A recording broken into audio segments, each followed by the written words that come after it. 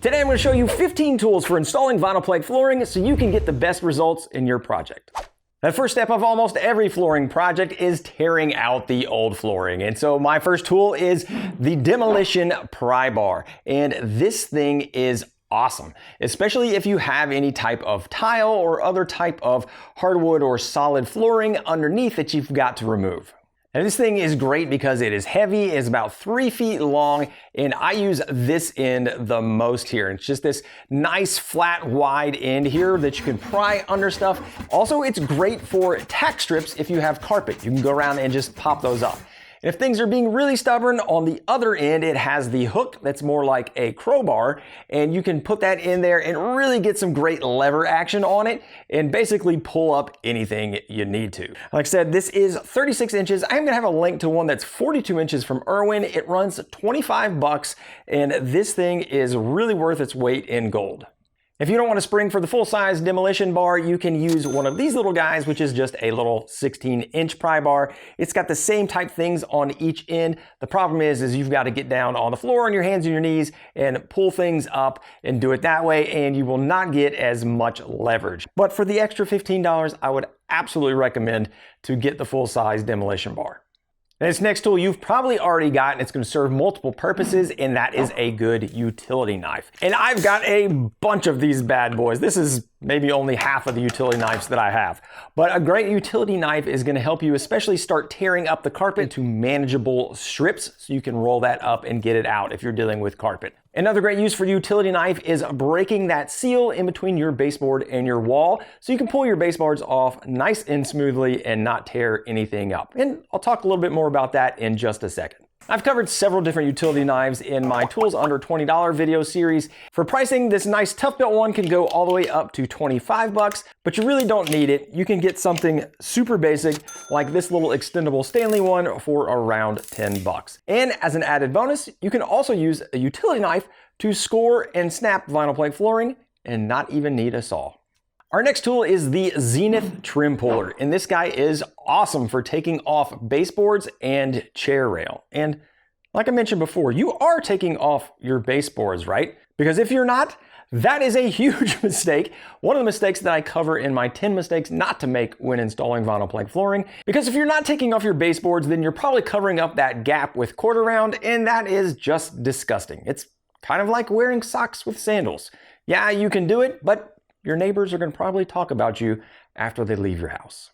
What makes this trim puller so awesome is this little wedge right here. So as you put the trim puller against the baseboard and then you just hammer down on the back of it, it'll start to go down in between the baseboard and the wall, and that little wedge there will just pry it off, and then you can move it back and forth to pull off that baseboard without damaging the wall.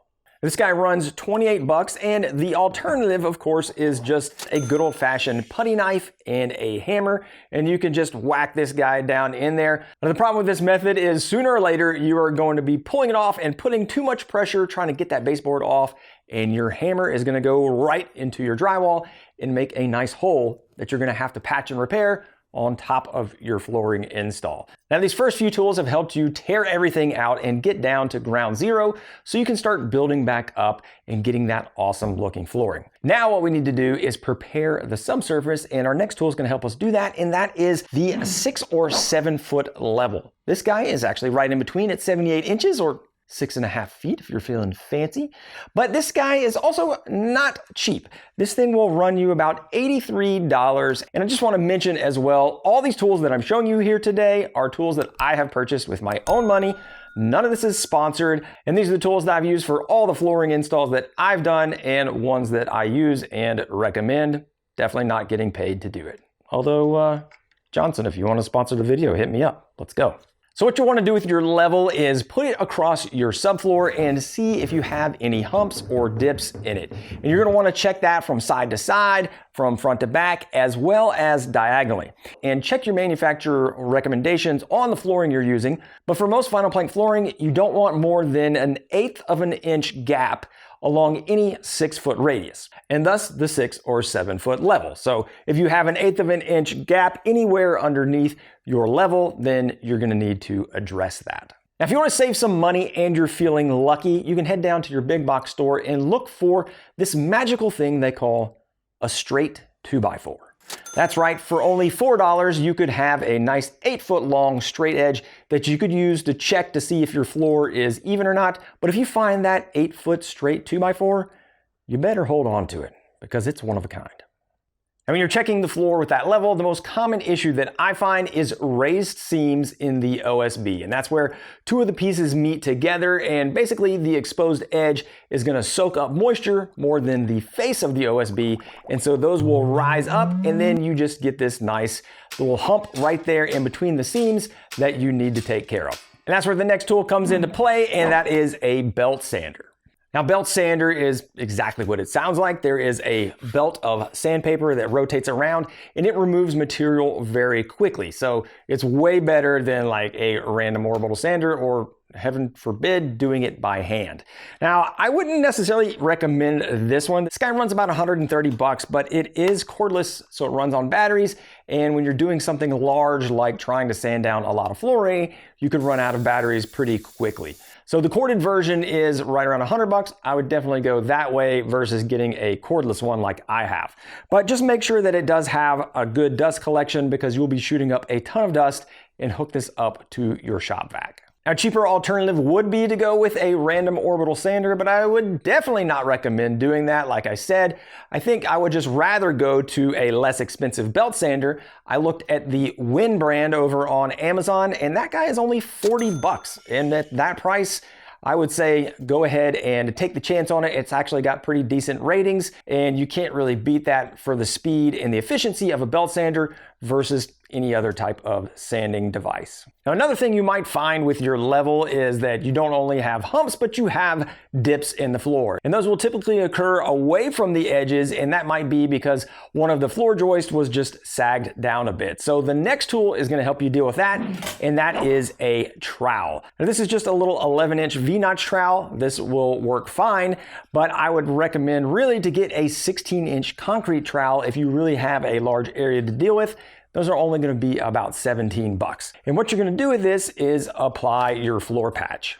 Now, I have to admit, I have used thinset in the past to build up any of those little low levels, but what you really want is the floor patch because this is made specifically for that reason, and it's going to bond to the wood, and more importantly, it's not going to crack up beneath the flooring.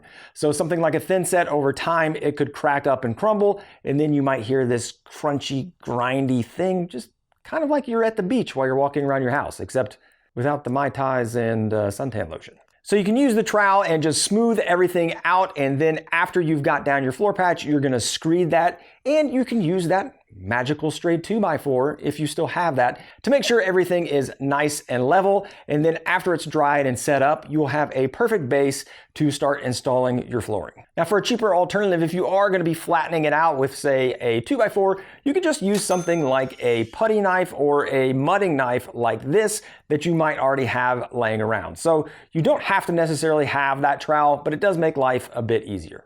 Now, one of the more controversial topics around vinyl plank flooring is whether to use underlayment or not. And there's actually two types of underlayment. There's the padding and waterproofing kind that actually some of the tiles have on the back of them. Like this guy right here, this little black piece, this is an underlayment which helps waterproof and cushion. But the other type of underlayment would be like a 1/4-inch plywood or a Luan, and that is just basically a large 4x8 sheet of plywood that you put down on top of whatever your flooring surface is, typically OSB, so that it smooths everything out and you may not have to do the sanding or the patching that I showed before. And if you're doing that, you are definitely going to want this next tool, which is a narrow crown stapler. So using that plywood will give you a really smooth surface, but you need to staple it down, and you need to do it a lot.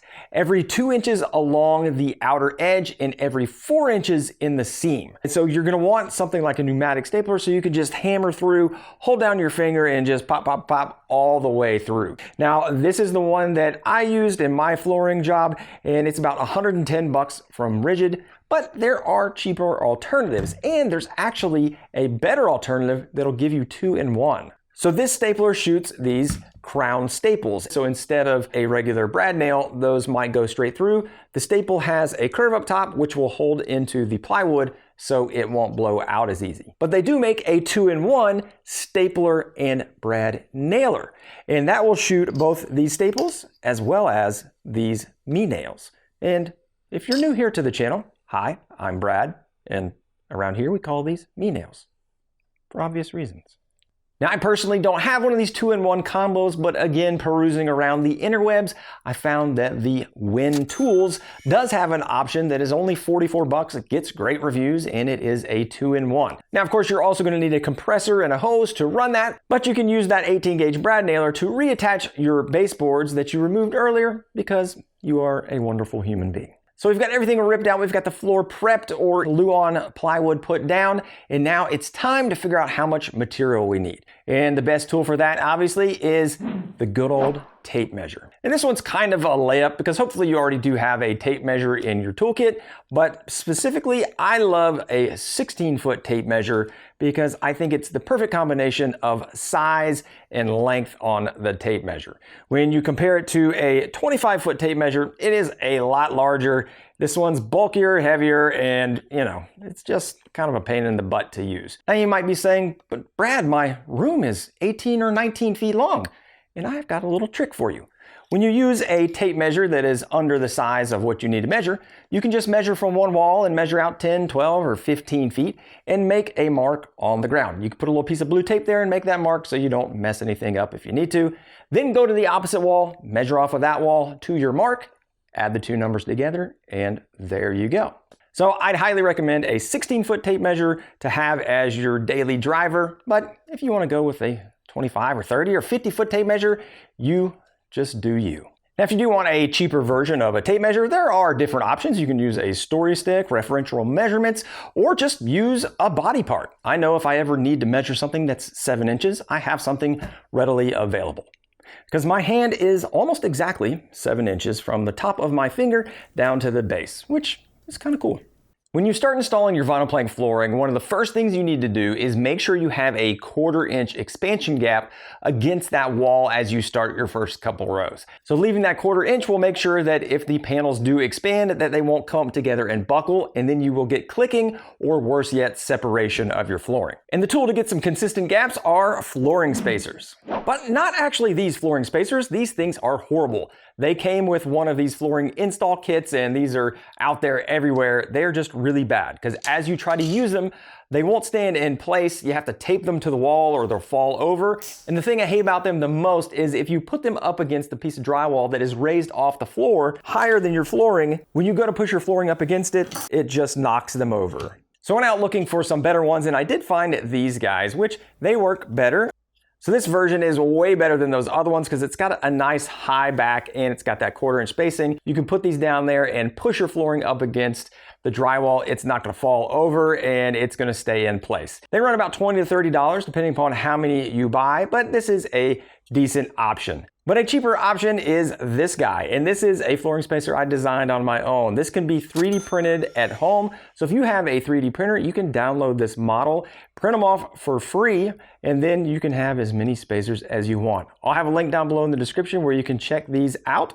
And this is a great way to put that 3D printer to use. And once you start laying down your flooring, you're going to be cutting at least one piece to length on every row. But you'll also start running into obstacles like outside corners or air vents in the floor, where you're going to have to make a cut that is not just a straight cut. And that's where the next tool comes in, and that is a jigsaw. If I could only have one tool to cut vinyl plank flooring, it would be a jigsaw because it is so versatile. You can make long cuts, so if you wanted to cut a plank to width, you could do that with the jigsaw. Wouldn't be my first choice, but you definitely could do it. But more importantly, you can basically cut out any shape you want because of this blade. This nice thin blade will let you cut circles, it'll let you cut out notches around for a corner or cut out a rectangle in the middle of a plank. Once you use a drill bit to get a starter hole, you could just cut all around it and notch out for a flooring vent or anything else you need to work around. And this is another tool where I think cordless is a great option just for the extra mobility, and a good one will run you about 150 bucks. They don't actually sell this model anymore, but there are several in there from the major name brands you could check out. If you're only going to be doing one install and you don't want to invest in the nice jigsaw, there are a bunch of different jigsaws under that $30 range on Amazon that have decent reviews that would probably last you for one flooring install, and then you could, give it to a neighbor and let them use it.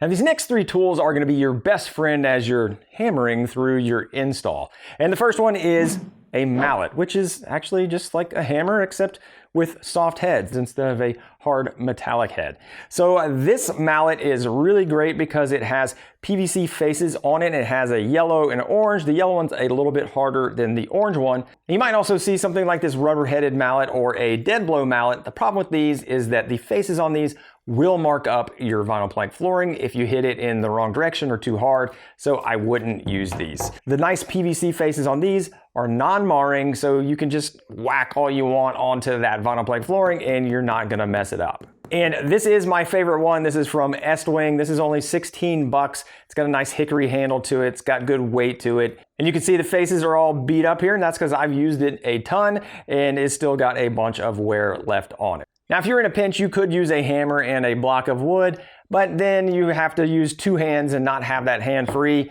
So for that small investment of 16 bucks, I would highly recommend just grabbing a PVC mallet. Now you lock in the short ends of the vinyl plank by using the mallet to hit it, but for the long ends, you actually use this next tool, which is a tapping block. And this little guy has these cool little grooves right here, and you lock these in right on the back of the vinyl plank. And that way it will protect this locking edge so that you don't damage it as you are seating it in place to the next row.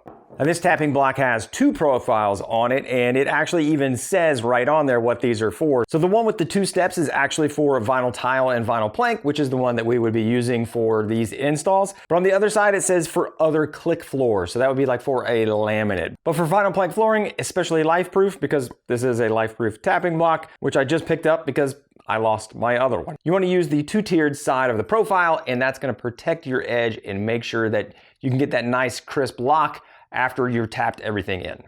This guy comes in at 10 bucks. Now, if you just didn't want to get one for some reason, you can have an offcut. So you could take an offcut of this flooring and lock it on the backside and hit it. The problem with that is that it has a very low profile. So as you're hitting at it with the hammer, there's not much there to hit. You can slip off it and miss it.